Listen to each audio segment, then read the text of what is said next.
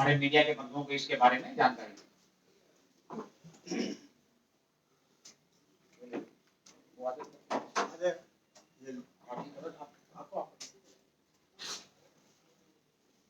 आप सभी मीडिया के बंधुओं का, साथियों का बहुत बहुत धन्यवाद, क्योंकि आपके बलबूते पर ही हम अपनी आवाज को जनता की आवाज बनाकर बोलते हैं।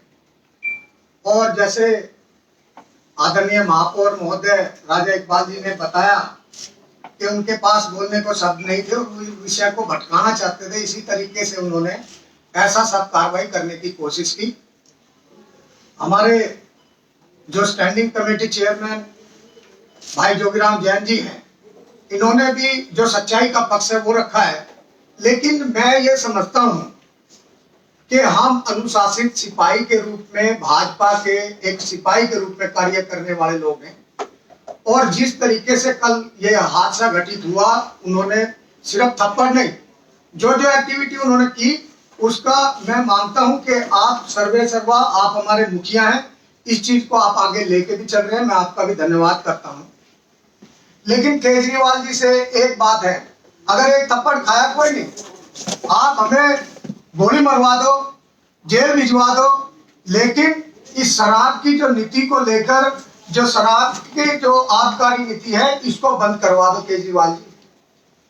और केजरीवाल जी, अगर आप अपने विधायकों को इतनी छूट दे रहे हो कि वो जो मर्जी जिस भी तरीके से, गलत तरीके से वो गुंडागर्दी यहाँ पर करके जा रहे हैं, तो इसका भी मैं समझता हूं कि जनता देख रही है कि क्या सत्य है या नहीं है।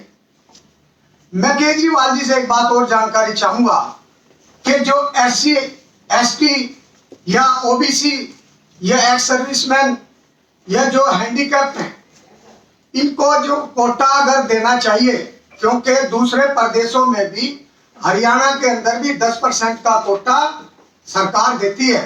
तो केजरीवाल जी, जो गरीबों के उत्थान की बात है, आप वो काम कीजिए ना। जो दूसरे प्रदेशों में 10% का कोटा है वो आप नहीं देंगे, गरीबों को नहीं उठाएंगे, लेकिन जो इनके लाइसेंस बनवाने के लिए करोड़ों करोड़ों रुपए आपको चाहिए, जिससे आपके विज्ञापन छप सके, आप पूरी दिल्ली में जो ऐसे ऐसे वायदे कर देते हो जिनके लाभान्वित के लिए कुछ मैसेज उनके माइंड में पिक्चर बैठ जाए, क्यों नहीं आप ऐसा कार्य करते कि जो गरीबों को ठेके देने हैं, या जो हमारे SC ST के भाई हैं उनको ठेके देने हैं, तो उनको आप जो है लाइसेंस देने में पैसे 10% का कोटा दो। फिर भी अगर हम इस तबके के उत्थान के लिए, जो संविधान कहता है, हम संविधान की बात करने वाले लोग हैं, और भाजपा भी यही कहती है कि संविधान के तहत 10% कोटा देना चाहिए। जब ये इससे ये जन जाहिर होता है कि SC ST या OBC या जो हमारे एक्स सर्विसमैन है या हैंडीकैप्ड है, इनके लिए जो काम केजरीवाल सरकार ने करना नहीं है, तो मैं समझता हूं कि ये केजरीवाल ऐसे काम करके जनता को गुमराह कर रहा है। और जो दूसरे हमारे साथी हैं या जो दूसरे हमारे जिनको ये फायदा मिलना चाहिए शराब का, आबकारी नीति का, उनको ना देकर दूसरे लोगों से पैसा कमाने के लिए वो कार्य किए जा रहे हैं। मैं केजरीवाल जी से इस बात की मांग करता हूं कि इस विषय को भी वो ध्यान में लेकर आए। जब शराब का प्रोटेस्ट, हमारे चेयरमैन साहब ने कहा कि जी हम चाय का पानी लेकर आए, ये सच्चाई है, लेकिन मैं कहता हूं कि हम तो असली भी दारू लेके आ सकते हैं, वाइन लेके आ सकते हैं। आप तो घर घर पहुंचाने का कार्य कर रहे हो। अगर हम एक बोतल लेके भी आ जाएंगे, पहली बात तो हमें लाना नहीं, क्योंकि हम तो आदरणीय मोदी जी के जो आदर्श है हमारे, उन्होंने कितनी बातें सुनी होंगी कांग्रेस की या दूसरे लोगों की, जिस तरीके से वो उनको अलग अलग बातें समझाते थे, कहते थे। लेकिन मैं समझता हूं कि मैं उस पार्टी में बिलोंग करता हूं। हमारा तो जो शराब नीति से ये लेना देना तो यही है कि प्रोटेस्ट हमारा था, हमने किया, और ये जो शराबबंदी पूरी जो दिल्ली में केजरीवाल सरकार कर रही है, इसको हमें रोकने के लिए चाहे गोली खानी पड़े, चाहे जेल जाना पड़े, चाहे थप्पड़ खाने पड़े, हमें कोई ऐतराज नहीं है, हम जनता की आवाज बनकर बात करना चाहते हैं। जब केजरीवाल जी जाते थे पर अपना कंपेन करने के लिए, थप्पड़ उनको भी पड़े थे, उनको भी याद होगा कि थप्पड़ की गूंज कहां तक गूंजती है। ये जनता की गूंज गूंजी है, ये एक विजेंद्र यादव की गूंज नहीं है। ये उनके जो विधायक महेंद्र गोयल जी ने जिस तरीके से हमारे साथ ये कार्य किया है, उसके लिए वो क्षमा मांगने के लिए भी मेरे पास में आएंगे तो मैं क्षमा कर दूंगा। केजरीवाल जी मांग ले क्षमा, कह दे कि हाँ जी ये गलत कार्य किया। उन्होंने विषय भटकाने के लिए, क्योंकि ये पूरी दिल्ली का मुद्दा है, आज सबसे हॉट मुद्दा यही है। हम ये इसके विषय में ये चाहते हैं कि शराब नीति को रोका जाए। हम अनुशासित पार्टी के सिपाही बन के कार्य करते हैं और जो हमारे साथ अभद्रता हुई है उसकी हम न्यायिक जांच की मांग करते हैं। मेयर साहब हमारे मुखिया हैं, मैं मांग करता हूं कि आप एलजी साहब के यहाँ पर, आपने कहा भी कल भी आपके सामने घटना घटित हुई है और आप रिकॉर्डिंग अपना लीजिए। उन्होंने कहा कि जी मैंने महिलाओं को शराब पिलाने की कोशिश की, उन्होंने कहा कि जी मैंने जो है उनको वहां पर गलत अभद्र भाषा पेश की।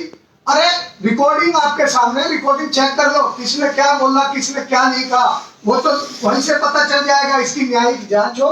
और अगर जो मीडिया के बंधुओं द्वारा मेरी आवाज को उठाया गया, मैं आप सबका बहुत बहुत तहे दिल से धन्यवाद करता हूं कि जो जनता की आवाज के रूप में मैंने बात रखी थी, उसके लिए जो ऑन रिकॉर्ड जो अभद्रता मेरे साथ हुई, आपने उसको पेश किया।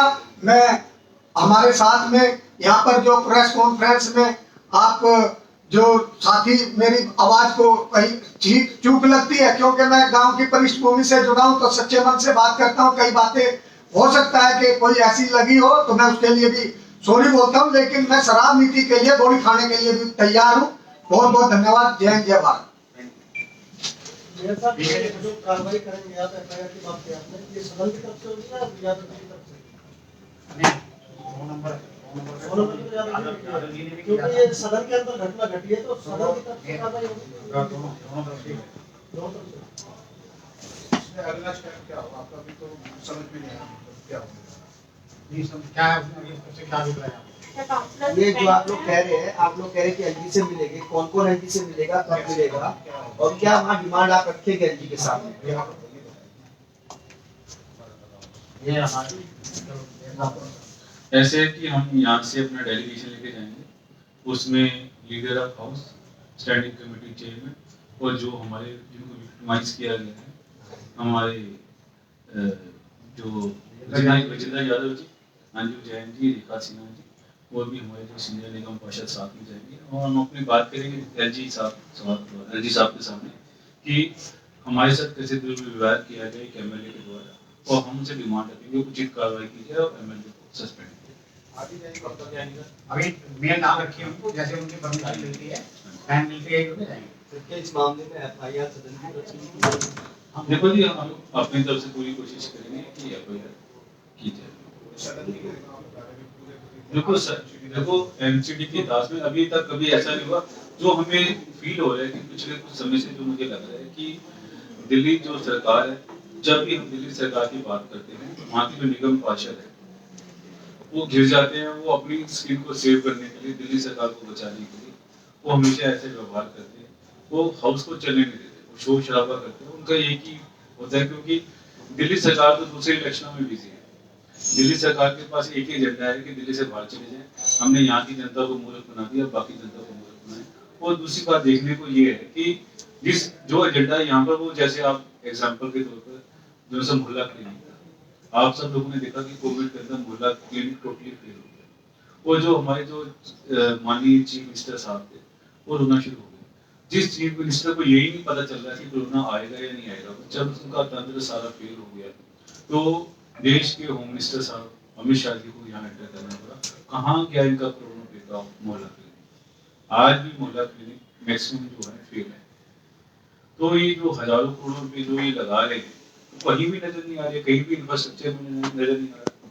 इन्होंने कई 100-500 स्कूलों की बात की थी, इन्होंने पूरे दिल्ली के अंदर नेटवर्क देने की बात की थी, इन्होंने घर घर पानी पहुंचाने की बात की थी। जो भी इनके एजेंडे थे, सब एजेंडों में ये फेल है। तो अपनी कमी को छुपाने के लिए कभी ये हाउस के अंदर हमारे विधायकों के साथ गलत हरकत करते हैं, कभी एमसीडी के अंदर ऐसा करते हैं। तो इसलिए मेरी आपके चैनल के थ्रू ये मैं आप जनता को भी कहना चाहता हूँ कि जो जितने भी नटवर लाल जो प्राइवेट कंपनी बनी हुई है इसको भी हम जनता भी इनके बारे में देखें। खाली एडवर्टाइजमेंट देने से कोई काम नहीं होता, जनता के सामने ग्राउंड पे उतर कर ही काम होता है। सर ऐसा समझ में आ रहा है कि कुछ बाहर के भी सदस्य थे कल? नहीं बाहर का नहीं बाहर नहीं नहीं नहीं ये जिंदा जी, आपने पुलिस में शिकायत दर्ज कराई थी, अभी तक की पुलिस की कार्रवाई से आप कितना संतुष्ट है? और क्या आपने अपनी शिकायत में जिसने आपके ऊपर हमला किया, आपके साथ मारपीट की, क्या उसकी गिरफ्तारी की भी मांग आपने पुलिस से इसमें की है? एफआईआर की कल इन्होंने पूरे एफआईआर हो या शिकायत देखिए, की? जो कल मैं लिख के ले गए सब कुछ डिटेल आपने जो दिया। हाँ, हमारा जो कानून है, भारतीय कानून के दायरे के अंदर रहकर ही मैं कार्य करने वाले उसको ध्यान में रखकर कार्य करना चाहता हूँ। मैं लोकनायक जयप्रकाश हॉस्पिटल के अंदर में रात को 11:30 बजे में डिस्चार्ज हुआ हूँ और मेरी पसलियों में ये चढ़ा हुआ प्लास्टर। आप सिर्फ मैं इसलिए सदन में नहीं बोल पाया क्योंकि उस टाइम आप लोगों के द्वारा ये पूछा जा रहा था कि ये आपको थप्पड़ मारा। मैं गांव का रहने वाला हूं तो मुझे लगा कि मेरी इंसल्ट होगी, ये बात ना फैले। लेकिन जब यहाँ पर आप लोगों के द्वारा या दूसरों के द्वारा ये बात आई चुकी थी तो अब मैं आपको स्पष्ट ये बताना चाहूंगा कि जो लोकनायक जयप्रकाश हॉस्पिटल की ये रिपोर्ट है जिसके अंदर मेरे एक्सरे या मेरी पसलियों की जो टुट्टन है या जो मेरे एक्सरे इसकी भी कॉपी अगर आप चाहेंगे तो मैं दूंगा आपको। और जो पुलिस की द्वारा कार्रवाई की जा रही है उससे मैं संतुष्ट हूँ क्योंकि पुलिस हमारी सेवा के लिए हमें वो रास्ते दिखा रही है और उन्होंने जो कार्रवाई की है उससे मैं संतुष्ट हूँ। नहीं, आरोपी विधायक के खिलाफ पुलिस ने एफआईआर कर ली है? नहीं उसके लिए अभी बात करनी है। आए थे एसएचओ साहब। एक और क्या इतने बड़े मुद्दे पर इतने गंभीर मुद्दे पे आपको पार्टी का समर्थन? हाँ बिल्कुल, पार्टी हमारे साथ है, पार्टी का ही निर्देश है। किसी एमपी ने या आपके एमएलए या प्रदेश अध्यक्ष जो कि खुद हम अपने आप में इतने सक्षम हैं, हम अपने आप में इतने सक्षम हैं क्योंकि ये निगम का मामला है और निगम के मामले को कैसे संभालना हमें मालूम है। जब जरूरत पड़ेगी तब जाएंगे। मेरे हिसाब से कहीं भी किसी को जरूरत की जरूरत पूरी पार्टी हमारे साथ है और इस विषय को उनसे निर्देश है उनको पार्टी के लिए मुझे आदरणीय अध्यक्ष जी का भी फोन आया है, आदरणीय संगठन महामंत्री जी का भी फोन आया है और नहीं संगठन महामंत्री आ जाओ।